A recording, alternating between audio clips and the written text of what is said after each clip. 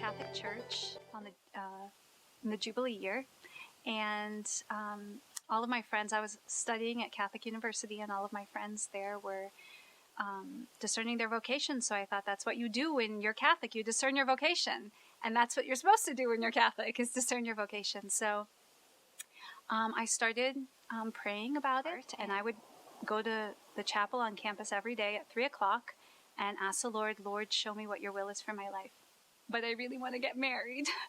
And within like a year, my prayer was always, Lord, I'm open to whatever you want, but I really want to be a sister. And it was just like, it became the desire of my heart. And I can look back now and I can see like the Lord changed my heart to make it in accord with what his will was for me. And so it wasn't like something that I was dreading. It was something that I desired more than anything else.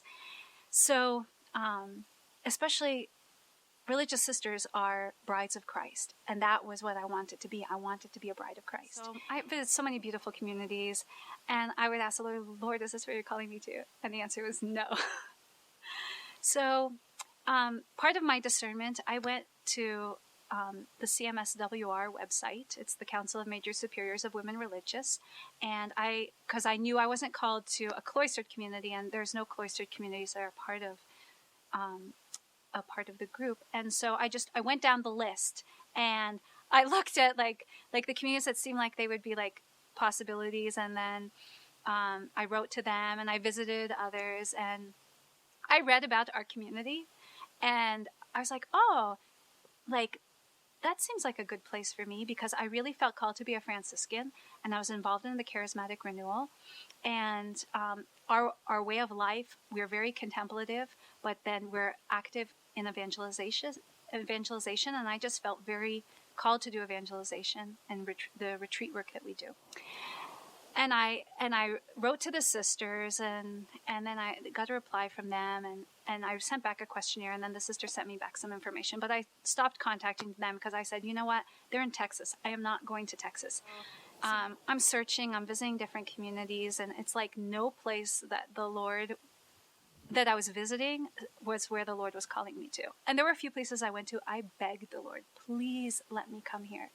You know, it's only 6 hours from home. They have a long home visit policy. They have longer, more communication with their family. I was just begging the Lord, and but the answer was always no. And I knew through my prayer that there was a specific place that the Lord had. The Lord wanted me to be totally surrendered to where he was calling me to go, whether or not it was easy for my family or difficult for them. And it was at that point when I could just totally freely surrender to the Lord whatever his choice was for my vocation, that this community came back into the picture again. I scheduled a visit, and even before I came to visit the sisters, the more I prayed about the community, it was like I knew it in my heart even before I came. And I came into the chapel, and I went into the chapel, and I asked the Lord, Lord, is this where you're calling me to? And the answer was yes.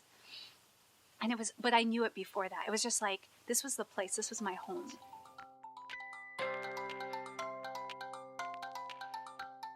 Down the hall from me, my first year in the dorm at college, was a very devout Catholic woman, and she invited me to go to Mass with her that following spring. So I went, and then the two of us ended up joining the same sorority, which was 2.5 blocks from the Catholic Church.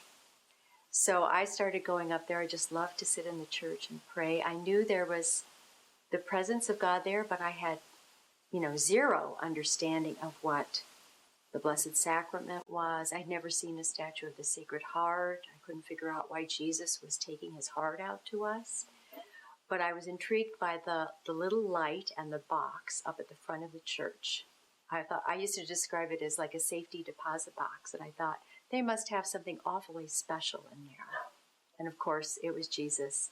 So it was a long journey for me. I taught school for a number of years, and then I joined a full-time ministry called the Sacred Dance Group of Boulder out of Colorado, and lived in England and Australia serving in that ministry, but all the time was drawn to the Anglican convents in England and Australia.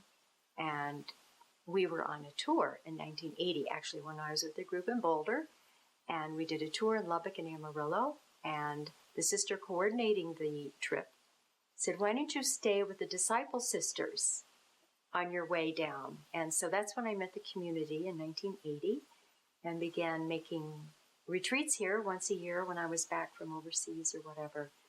In 1980, I also had made a private vow of chastity. I knew I was called to a single life, but that was through the Anglican Church.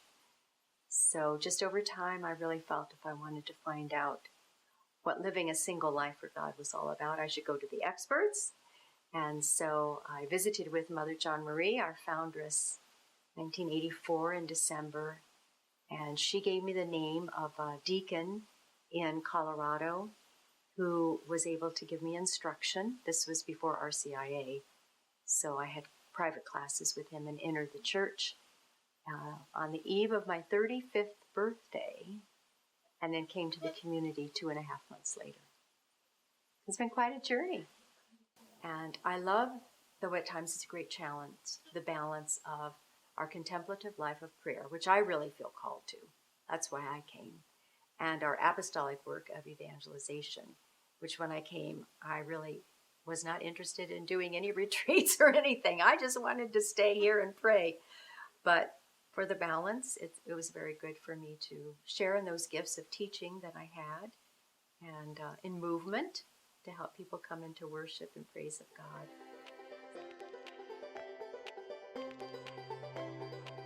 I found the sisters on the internet. And I was looking for community, and I asked the Lord, I said, Lord, you made me charismatic in my spirituality. I need to find a charismatic community.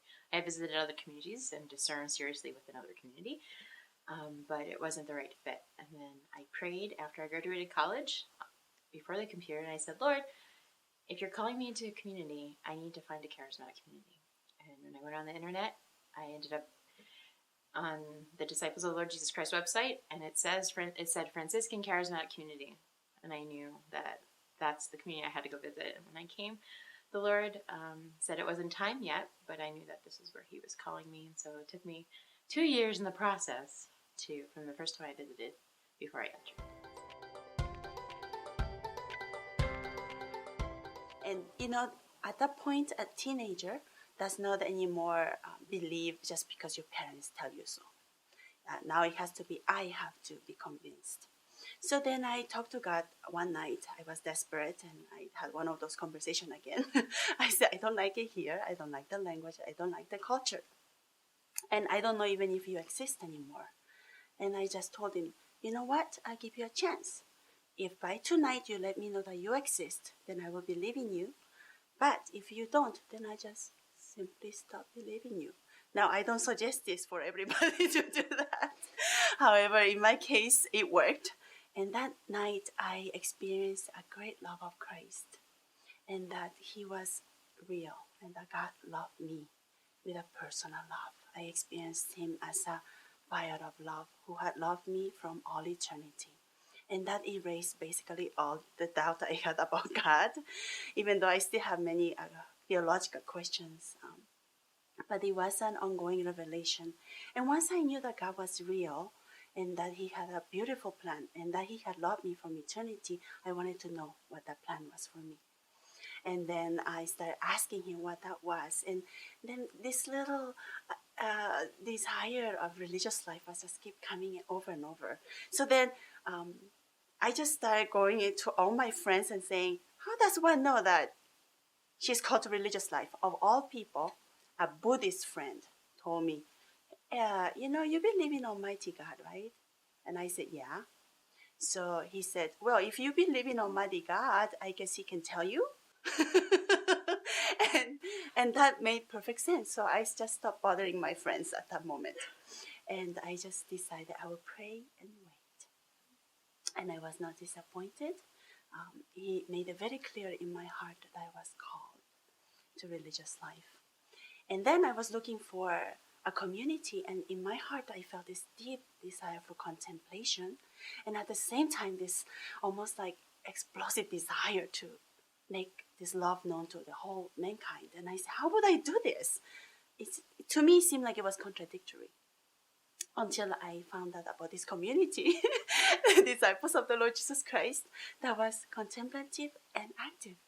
And that specific mission was to evangelize, because I remember looking at the communities and saying, okay, they're contemplative and then they teach in the schools, but I could not teach math in a classroom when my heart is just about to explode to talk about Jesus only. And so then once I found that, it just became narrower and narrower. And I found this community, and all I desired, I read this little bitty ad in a magazine that said, are you looking for a charismatic community, Franciscan, faithful to the church, contemplative and evangelistic? And I was like, oh, check. and then I knew that this is where God called me. I was a strong Christian and had very many personal encounters with the Lord and knew He existed.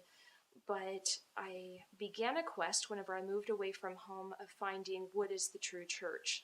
I discovered that when I was away from my family and being a musician, I was playing in different churches every different Sunday. One week I'd be in a Baptist church, the next week I'd be in a Methodist church or whatever. And then I liked something about each one of the denominations. And so then I became confused whenever I had to choose a home church on my own, apart from my family. And then I started doing this intellectual search, like, okay, which one is the true one? Which one is right? And of course, the Lord led me to the Catholic Church, and it was Palm Sunday Mass at the University of Dallas, the holding hands of the Our Father. I realized the Catholic Church was the true church. And then shortly thereafter, I went through the RCIA process, became Catholic. And then several months later, I moved back to Amarillo, and I was teaching. I was an orchestra director, and the thought came to go to the post office, which was not an unusual thought. When your kids play the same songs day in and day out, your mind will often wander during the class. And so I just made a note to myself, but it just kept coming back, go to the post office, go to the post office. And I've never personally had just a major urge to go to the post office. And so by the end of second period, it was like I had to go to the post office. And so I was supposed to head on over to the high school to help out, and I called up the high school director and I said, hey, I'm going to be a few minutes late. I need to run to the post office. And so lo and behold, I get in my car, run over to the post office, and I realized when I was sitting in the parking lot that I had nothing to mail. And I was like, okay, this is just crazy. I'm supposed to be at the post office, but I don't know why. So I happened to have a few days earlier, I had bought all these baby clothes for a friend of mine, the one that brought me to the Catholic faith, actually. I was going to give to her. She had recently had a baby, and I was going to be headed to Dallas to see her, but I was like, I'm here, I'll just mail them. So I'm like shoving them into a box, and I'm like, this is crazy. I'm wasting my time. I'm going to spend too much money. I'm going to be seeing her soon, but I go through it anyway. So I'm standing in the post office thinking, this is just craziness. And lo and behold, Sister Rita from our community walked up behind me, and I had never seen a sister before in my life. And I was like, okay, this is really a crazy day. And she's so social, I just barely turned my head, and she immediately was like, hi, how are you? And just started talking to me. And shortly thereafter, I went up, paid for, my package, and I started to leave, didn't say goodbye or anything. And then she was like, hey, do you have email? And I was like, oh no. So I wrote my name and my email on a piece of paper about this big. And I always thought, oh, she'll lose it. It won't be any big deal. But before I even got back to my office, she had written me and was like, when can you come visit? And in my mind, I was like, never. And so after about 2 weeks of stalling, I finally decided to, I can't lie to a sister or anything. I really have the time. I can go do it. So I came out, and it was here at Prayer Town for a prayer meeting. And, my experience was, I was so at peace, and it was just so beautiful. And then I realized that it was just such a beautiful experience, that something in my life had changed. It was like a meeting of my past with my present, my new Catholicism with my Protestant background being, a part of the Charismatic renewal, because I didn't think there were Charismatic Catholics. I always just thought it was a very dry faith, but I knew it was a true faith, but I was just like, had relinquished in my spirit that I was like, oh no, I guess I'm never going to be immersed in good praise and worship and things like that again. But it was wrong. The Lord led me here. But it was 2 years later. I spent about 2 years that first encounter, I didn't think I had a vocation. I loved my job. I loved what I did. and it just didn't even occur to me. But over a process of about 2 years, the Lord finally made it clear to me that he was calling me to this way of life. Whenever I did a lot of volunteer work, and I asked, the Lord, I was like, hey, is it really your will that I come? And I was like, if it's your will, show me. So those 2 years, I kept asking for signs. Okay, give me a sign. And he would. And then I'm like, okay, just give me one more sign. And then he would. And then just one more sign, Did that for, quite some time until I finally surrendered. And then it's just been such a beautiful journey ever since then. But the thing that struck out to me was I always heard of people finding their vocation, like they just knew, I want to be a sister or brother or priest for a long time. For me, what happened was one of the sisters gave me a book to read, and in there it said, sometimes we don't know our vocation until we meet the person or the people we're supposed to spend the rest of our life with. And so that's what happened to me. I met the people I was supposed to spend the rest of my life with, and then I realized I had a vocation. The Lord worked backwards. It was the opposite for me. So that was very beautiful.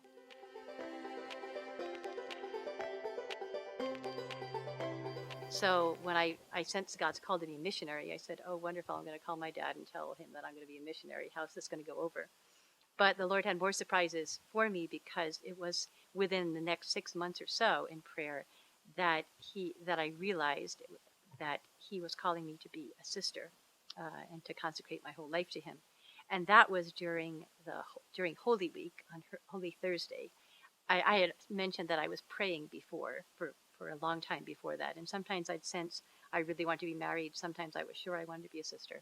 But during that Lent, and especially in Holy Week, I had said, okay, God, I'm just going to give up all my plans and allow you to show me what you want for my life, what you really created me to be. And so it was during Holy Thursday, when I was praying before the Blessed Sacrament after Mass, that I sensed God's call, his direct call for me in my heart. And it was something that I've never experienced before, and I've never have experienced yet, just a certainty that he was calling me to remain with him. The other people in that country had the custom of coming and going to adore the Blessed Sacrament after the Holy Thursday Mass. And I was praying there, trying to pray, and I was kind of distracted because the people were coming and going.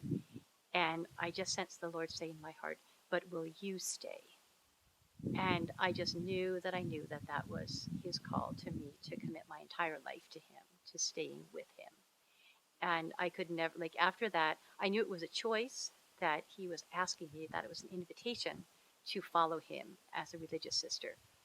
But I knew that it was definitely a call, and that he was giving me that invitation, that choice.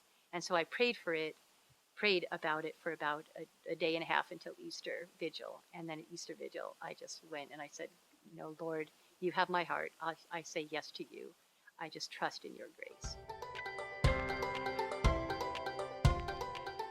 When I joined a community called St. Paul's Outreach in St. Paul, and community life became really important for me. And at this point, the Lord started really reaching my heart and saying to consider what he wanted me to do as a vocation for the rest of my life. And there was a class that we took on vocational discernment, and they encouraged us to make a list of the reasons why we would or wouldn't want to be religious or be married or be single for the Lord. And my list went something like this. I can't be a sister because, number one, it would not be a healthy lifestyle. When would I get to exercise? And plus, I don't think I could live off of canned corn and white bread and baked beans my whole life. Secondly, how could I use my gifts? I've been going to school for 13 years plus, and I did not want to just sit around and pray all day if that was what was going to become of my gifts. And thirdly, I just thought it would be a boring life. I had prayed and asked the Lord for a life full of adventure and mystery, and how could sitting and praying all day long, which is what I conceived religious life was about, be anything but lonely and oppressed lifestyle? So the Lord was getting my attention, and another friend asked me around that same time, what do you think the Lord wants you to do with your life? And I said, well, I really don't know. I really just want to be married. But I said, okay, Lord, I'm going to be faithful to the promise I made to you as a girl, and I'll at least be open to religious life. And so I said the boldest prayer I'd ever prayed in my life. Lord, if I am hearing you, if this is you asking me to discern, please provide the money that I need to go visit at least one convent, the opportunity where I won't miss too much school, so over my spring break would be really great. And thirdly, I would like an invitation to a community, because I don't think it's right for me to just step in and invite myself. So that very day, as I was asking my dad for money for a plane ticket, the phone rings, and wouldn't you know, it's one of the sisters calling, inviting me to come and see weekend. I was so excited, but I thought the Lord was just confirming my prayer that, I'll just go down there, check it out, cross off the things off your list, and say, hey, you discerned. Go back and get married. So I came down and visited the sisters with the plane ticket provided by my dad. And the Lord answered every single one of the things on my list. He said, yes, you will have healthy foods, fresh vegetables, what you need to be healthy, and you'll be able to exercise. It won't be a problem, and you'll be able to use all the gifts that you have as well. And more than that, it's very exciting. It's not just sitting and praying all day long. The sisters have lots of fun together, and they go out on missions, do lots of beautiful things serving the Lord. But most of all, beyond that even, the Lord spoke to the depths of my heart and gave me a peace and a joy that I could not explain, other than I knew that this was home. This was going to be my new home.